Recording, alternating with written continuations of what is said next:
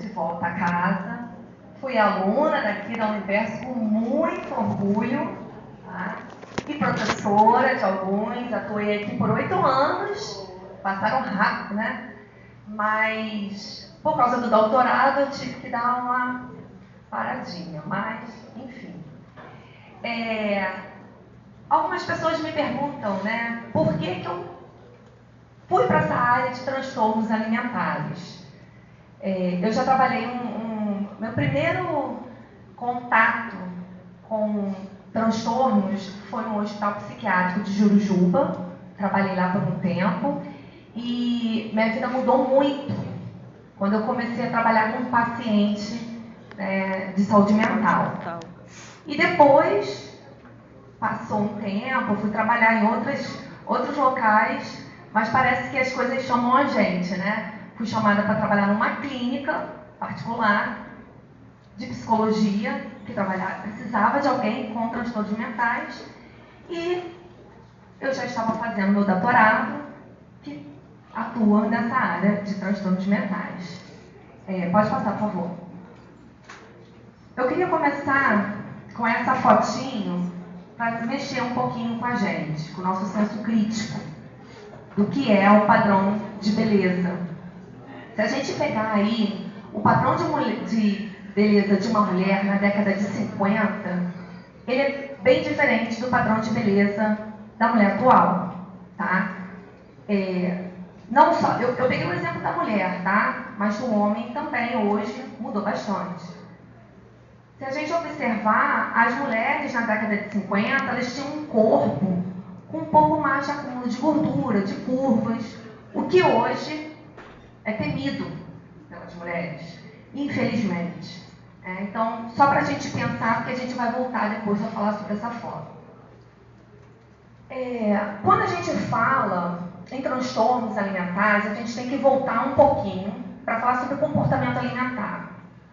E quando a gente fala em comportamento alimentar, a gente tem que entender quais foram as transformações alimentares na sociedade. Se a gente pegar lá na década de 50, não tinha quantidade de produtos industrializados que existem hoje, né? Eu não vou revelar aqui minha idade não, mas quando eu era criança, não tinha também essa quantidade de produtos industrializados que nos é fornecido. E aí, essa mudança na alimentação e a constância, né, da introdução dos alimentos industrializados, caloricamente, né, de valor calórico absurdos, né, teor de açúcar, teor de gordura, fez com que mudássemos o nosso padrão, né, nosso padrão de alimentação. Com isso, a gente tem aí uma mudança no nosso comportamento alimentar. Essa mudança, o nosso comportamento alimentar, ele está muito relacionado ao nosso hábito de vida. Por quê? O alimento e a emoção, eles estão entrelaçados, né? Então, a gente come pela nossa emoção. Independente se estamos com transtornos ou não, né? Eu estou feliz, vou sair para comer alguma coisa.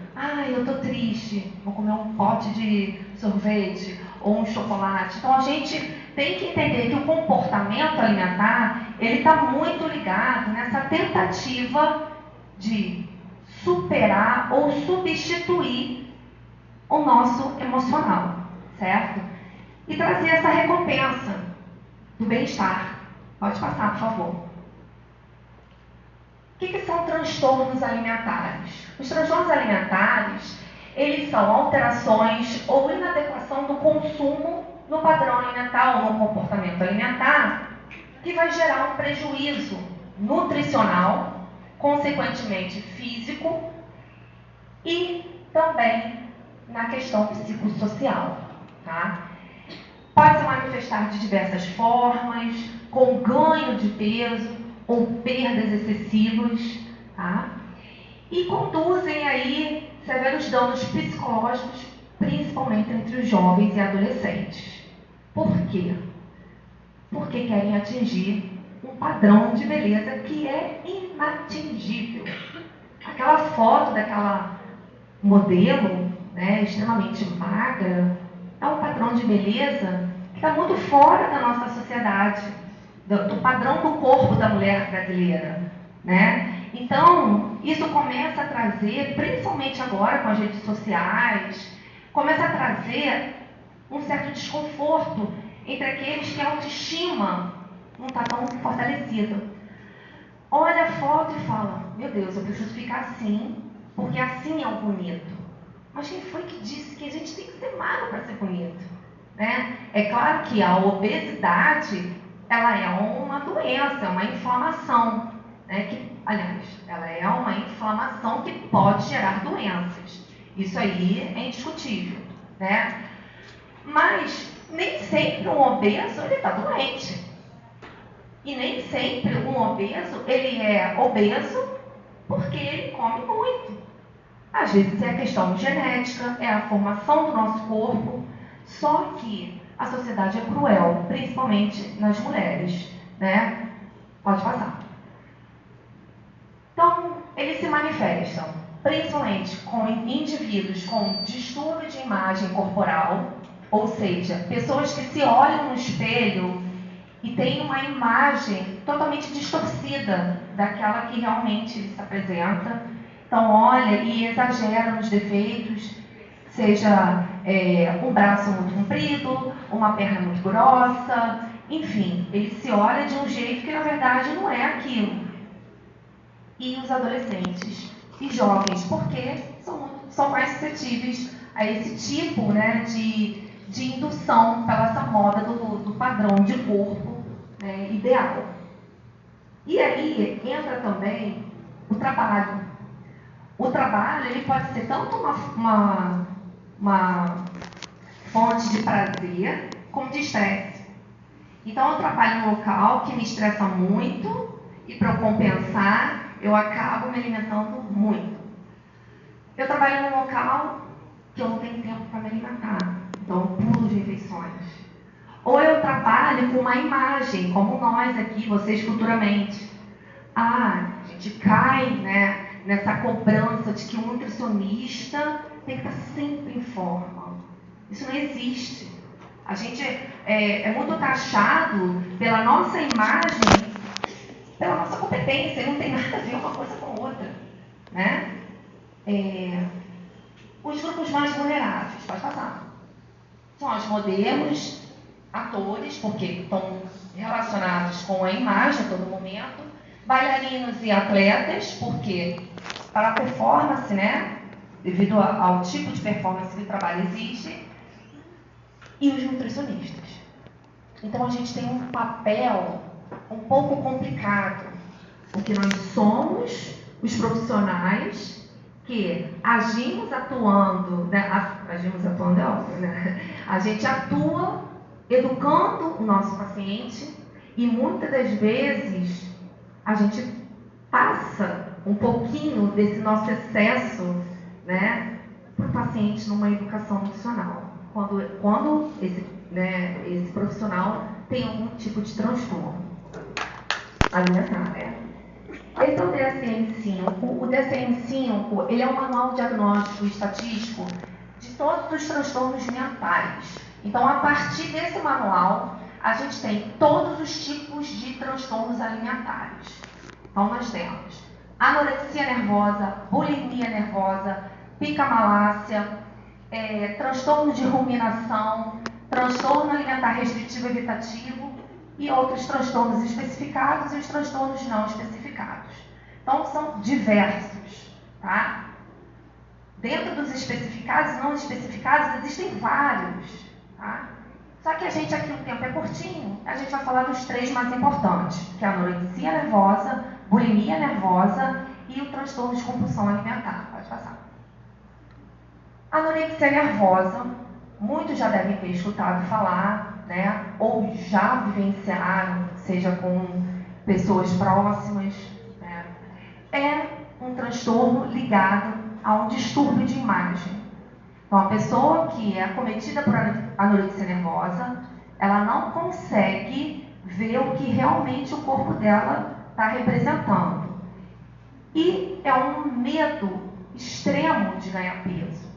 e cada vez emagrece mais, porque faz dietas extremamente restritivas ou comem e praticam atividade física intensa para compensar aquela pouca caloria que consumiu.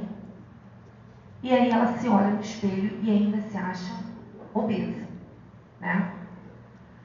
No tempo medieval, nos tempos medievais, a anorexia, que não é anorexia nervosa, né? A anorexia era, né, esse jejum, esse evitar comer, era como um poder de santidade, né? Então ficava-se fazendo esse jejum para atingir, né, uma pureza, uma santidade. Hoje a gente fala anorexia nervosa.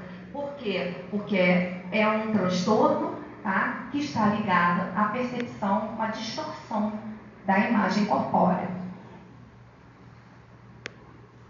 Então tem alguns fatores predisponentes. Sexo feminino, que são os que são mais acometidos. Tem bastante coisa escrita nesse slide, agora que eu fui. Histórico de familiar de transtorno, ou seja, uma mãe ou um pai ou um irmão que já tenha e acaba influenciando até mesmo na rotina do indivíduo. Baixa autoestima, isso está muito ligado aos transtornos alimentares, perfeccionismo, enfim. O que desencadeia, pode desencadear essa anorexia? Dietas restritivas. Então, a gente tem que ter muito cuidado com essas dietas da moda, de blogueira, enfim, essas dietas que elas dão dietas milagrosas para emagrecer, você tem que ficar não sei quanto de jejum, ou seja, uma coisa que você vai maltratar muito o seu corpo, porque ele não está recebendo alimento, e com o tempo o corpo começa a se adaptar àquela pouca carga calórica e ele se adapta naquela situação. Quando o indivíduo come, o pouco que ele come, ele já acha que é muito. Então, tem relatos de pacientes que comem e vão para a cama fazer abdominal. Come uma colher de arroz e vai para a cama fazer abdominal. Para queimar aquela uma colher de arroz que comeu. Tá? Nós temos dois tipos de anorexia nervosa. A restritiva, que somente tem a questão da ingesta calórica bem baixinha, comer bem pouca caloria, e ela vai compensar com atividade física, como eu falei, ou sair para correr, aí jantei e vou correr, aí almocei e vou correr, tá? E a purgativa é quando o indivíduo come pouco, essa é a diferença que a gente vai ver com a outra transtorno que é a bulimia, tá? Ele vai comer pouco, o pouco que ele comer, ele vai ter um comportamento compensatório, ou seja, vai induzir vômito, laxante, e hoje, pasmem, está muito comum esses chamados enemas, que é como se fosse uma lavagem, tá? Coloca-se um objeto para fazer uma lavagem anal, tá? E aí, pelo aquele DSM, que é aquele livro que dá todas as características, os critérios diagnósticos da anorexia, eu queria puxar aí para o IMC. Então, o indivíduo tem 2 ou 3 características que determinam que ele é anoréxico. Se ele tiver um IMC até 17, ele está numa anorexia leve. Entre 16 e 16,9, moderada, grave de 15 a 15,9 e extrema, abaixo de 15. Gente, eu não estou dizendo quem tem IMC baixo é que tem anorexia, não. Estou falando que tem os critérios de anorexia e a partir daí, esse IMC é o que vai determinar se ela está com uma anorexia leve, moderada e tudo mais. Pode passar. A bulimia. A bulimia também é uma doença, um transtorno, que está ligado, né, a esse medo excessivo de ganho de peso. Só que a bulimia, ela diferencia da anorexia porque ela vem acompanhada com episódios de compulsão alimentar e logo depois da compulsão alimentar tem os mecanismos compensatórios, que é a indução do vômito, laxantes, insulina, enfim, Hoje eu estava até vendo uma reportagem, só para puxar um parênteses aqui, que agora está na moda, eu não sabia disso, estava por fora, que é botox no estômago. Botox no estômago. Preocupante demais, né? Botox, se a gente põe o botox no rosto, fica tudo esticadinho, né? Existe sim tratamento para incontinência urinária com botox, não sei se vocês sabem, tá? Incontinência urinária usa-se botox, beleza? Mas é uma bexiga, né? Aliás, eu acho que é no períneo, não sei, não entendo muito. Agora, no estômago, né? Através da endoscopia, enfim. Então, na bulimia nervosa, esses comportamentos compensatórios mais frequentes são os vomitos autoinduzidos, dietas compensatórias, ou seja, o indivíduo come muito, depois, para compensar, ele vomita e fica muito tempo sem comer. Tá? E aí entra no desespero, porque o psicológico age, e aí volta a ter um episódio de compulsão. Né? Pode passar, por favor. Senão não vai dar tempo. Na bulimia nervosa, nós temos 3 elementos diagnósticos principais, que é o episódio compulsivo. Para vocês terem uma ideia, eu peguei um paciente esses dias que às vezes a gente fala assim, ai, comi muito, estou com compulsão. Não, gente, compulsão é uma coisa muito séria. Não é a gente, ai, comi um hambúrguer, uma batata frita, ai, uma compulsão. Não. O paciente comeu 75 balas de hortelã de uma vez. Chegou lá no consultório com a boca toda fartada. 75 balas de hortelã. Eu tive uma paciente que bebeu 1 litro de iogurte de uma vez, enquanto a mãe falava com ela no telefone. É muito sério. É muito sério. Então, esse episódio compulsivo não é assim, é uma coisa, principalmente que você não está com fome e nem sempre uma coisa apetitosa. Teve um paciente que chegou para mim e falou, doutora, quando eu fui ver, eu sentei e comi um pacote de biscoito creme crack. Gente, creme crack não tem hoje nada. Não dá nem prazer, né? Ai, eu tô triste, vou comer um creme crack. Não tem nem prazer em comer um creme crack. Então, assim, são coisas que vão além do que a gente possa imaginar. Nem sempre a gente vai buscar, a gente não, né? O paciente vai buscar uma coisa que vai dar um prazer pelo gosto ou pela fome, tá? A tentativa de compensar essa compulsão, como eu já falei, e a supervalorização da importância do peso e da forma, porque está relacionada aí a esse medo excessivo de ganho de peso. Pode passar. Também aí, dentro do DSM-5, nós temos, depois eu vou disponibilizar para vocês, tá? Não precisa ficar preocupado se estão tirando foto, de repente está passando rápido. Na classificação, seguindo os critérios, como que eu vou saber que um paciente, ele está com uma bulimia leve, moderada, grave? Então, olha só, uma média de 1 a 3 episódios por semana é leve. Mas quando eu falo 1 a 3 episódios por semana, pode ser um dia sim, um dia não, 2 episódios de um dia, tá? Moderada, de 4 a 7, grave, de 8 a 13. Extrema, mais de 14. Então, mais de 14 episódios por semana. A semana tem 7 dias. Então, esse indivíduo, ele não vive, né? Ele vive em sofrimento constante. Pode passar. E, por fim, o chamado compulsão alimentar periódica. Essa compulsão alimentar, ela aí está muito atrelada com a bulimia, né? A bulimia, ela acompanha uma compulsão alimentar, mas ela vem um mecanismo compensatório, tá? A compulsão não. A compulsão, o indivíduo, muitas das vezes, ele até se preocupa com o ganho de peso, mas para ele não tem jeito, ele não faz um mecanismo compensatório de laxantes, né, de supositórios, não induz ao vômito. Se esse indivíduo que tem compulsão começar a ter mecanismo compensatório, ele já está partindo para uma bulimia, tá? Pode passar.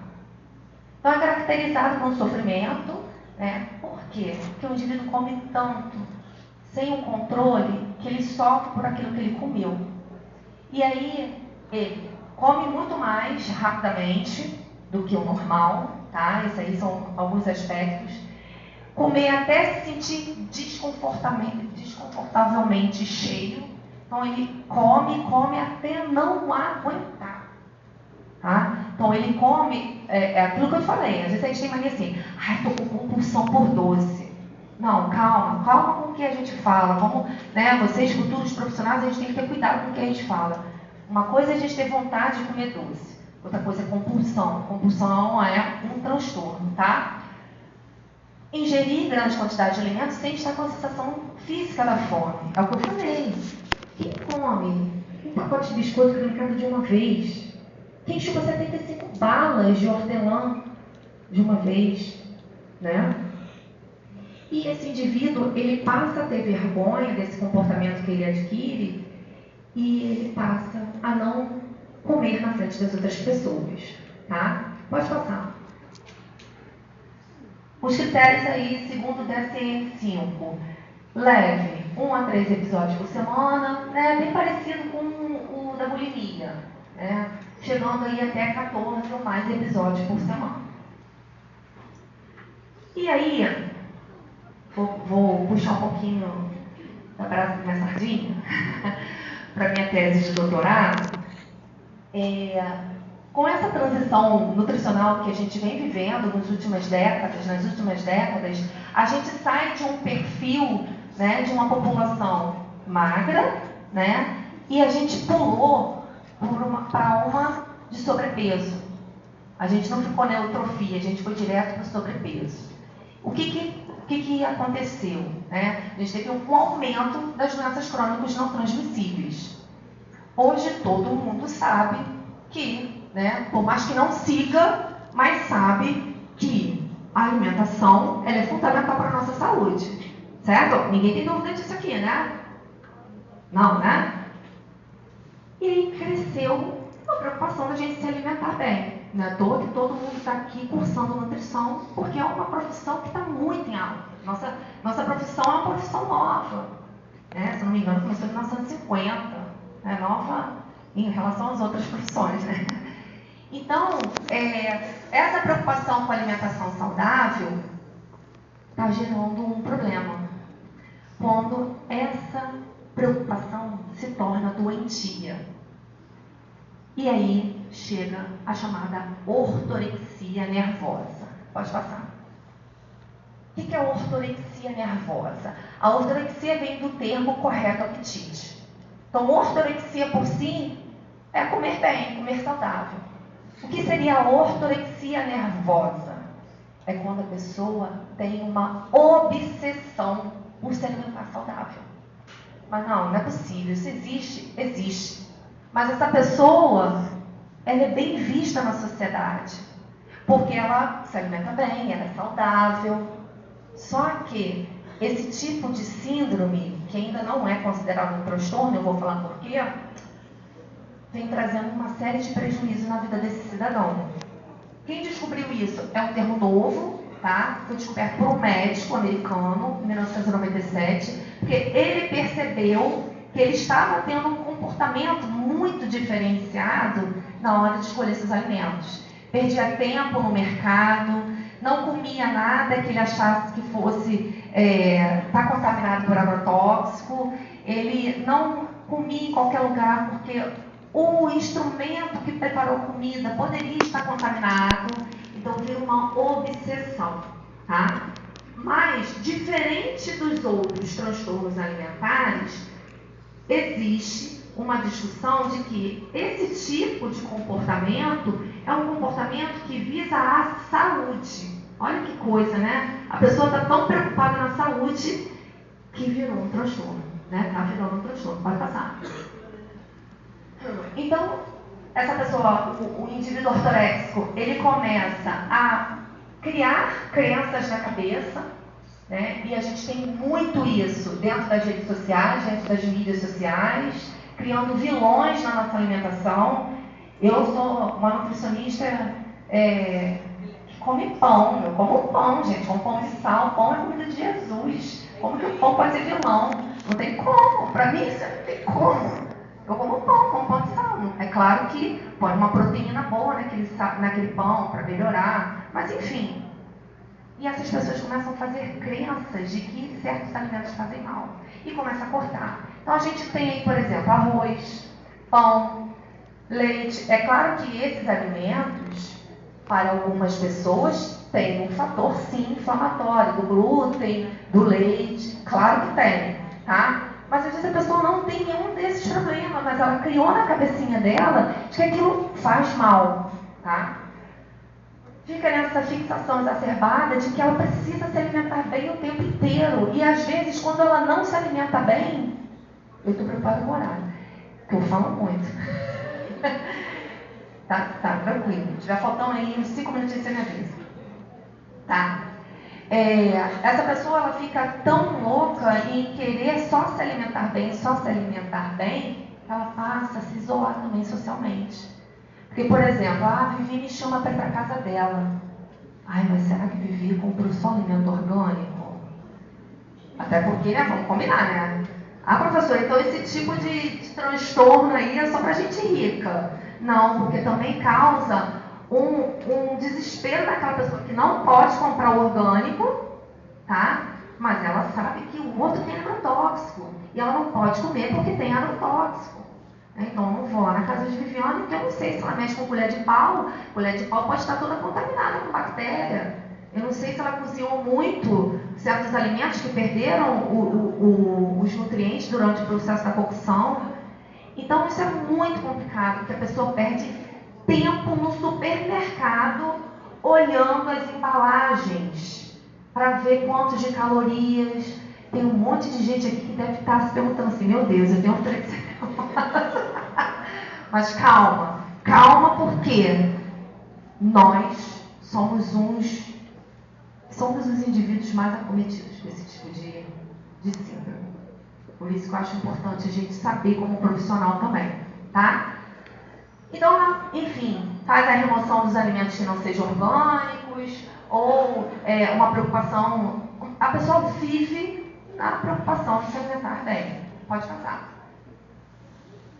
Por que esse comportamento ainda não é considerado um transtorno? Primeiro que é novo, em 1997, né, esse termo foi cunhado pelo médico. E segundo, porque não consta ainda no DSM-5, aquele manual lá que eu falei de estatísticas de transtornos mentais. Por que ele ainda não entrou? Existe uma discussão com os instrumentos propostos para diagnosticar esse tipo de transtorno. O que acontece? Como que pode, né? A pessoa está doente que quer comer bem? Como que pode? Né? Ah, não é possível. Ah, fulano, alimentação excelente. Só come coisas excelentes. Mas esse indivíduo, ele fica, num momento, começa a ser inconveniente, que ele se acha superior a quem está ali. Ah, eu não vou na casa de fulano, não vai saber fazer comer. Ah, não, porque eu me alimento bem. Eu como bem. Fulano não come. Então, eu sou superior. E é isso que acontece sim, tá? Esses são alguns instrumentos que foram... Quando eu falei instrumentos, para quem é o pessoal do primeiro período, aí, o pessoal que não está acostumado com pesquisa, existem os instrumentos, no nosso caso aqui, dos transtornos, que são questionários. Não sei se vocês já responderam os questionáriozinhos, e no final você soma e tem um resultado. Ah, você é assim, né? Já responderam isso? Os instrumentos que a gente fala são esses questionários, muitas das vezes auto-aplicável, tá? E o indivíduo responde aquele questionário e no final tem um somatório que vai dizer se ele tem uma tendência à ortorexia ou não, tá? Tá. E aí o que acontece? Pode passar. Esses instrumentos, tem acontecido uma diferença muito grande na prevalência, ou seja, na quantidade de pessoas que são acometidas por esses transtornos. Eu falo transtorno porque para mim é um transtorno, mas é errado falar transtorno, tá?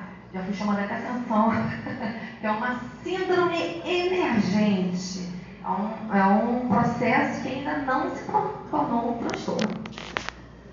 Ali está marcado errado porque eu usei isso aí para uma outra questão. Mas eu queria que vocês vissem ali, por exemplo, ó, no Brasil, quando usou o instrumento Ortho 15, e todos esses estudos foram feitos com universitários do curso de nutrição, todos, tá?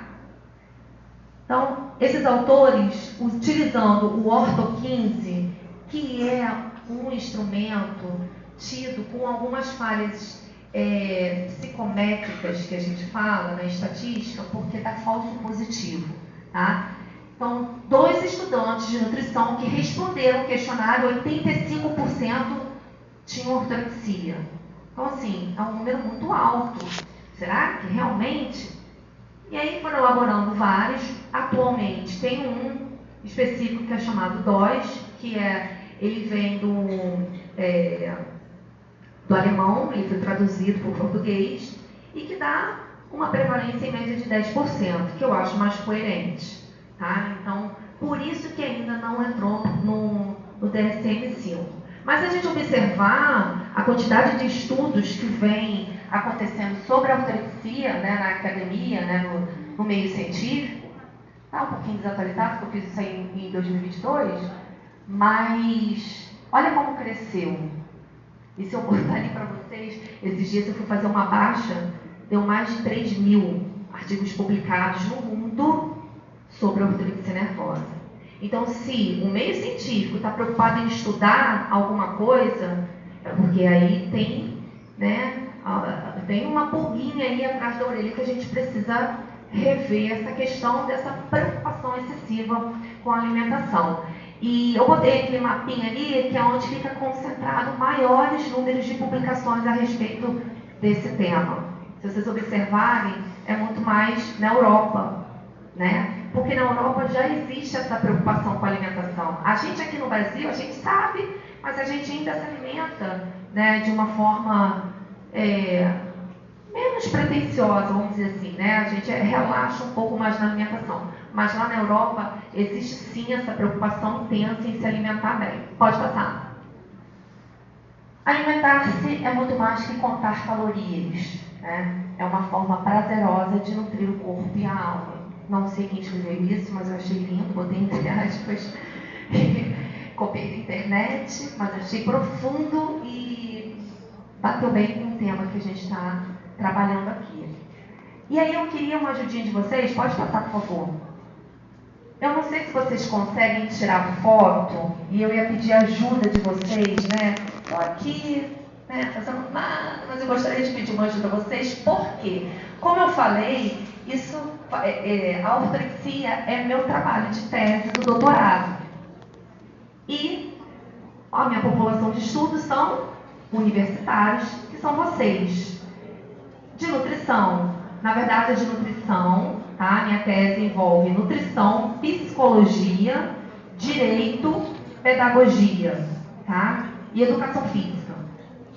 Então eu estou em busca, né, de pessoas de bom coração que acreditam na pesquisa desse país. Eu preciso que vocês respondam esse questionário que não dura nem 3 minutos. Tá? Vocês vão acessar, vai aparecer o link da pesquisa. Nesse link vai ter o termo de livre consentimento, que vocês só vão dar o aceite, se quiserem, óbvio. É um texto gigante, mas é um texto de praxe para toda pesquisa. Aceitou, ele vai te encaminhar para as perguntas. São perguntas rápidas, tá? Mas assim, que tem uma enorme importância. Dá um zoom, por favor. Depois eu trouxe até...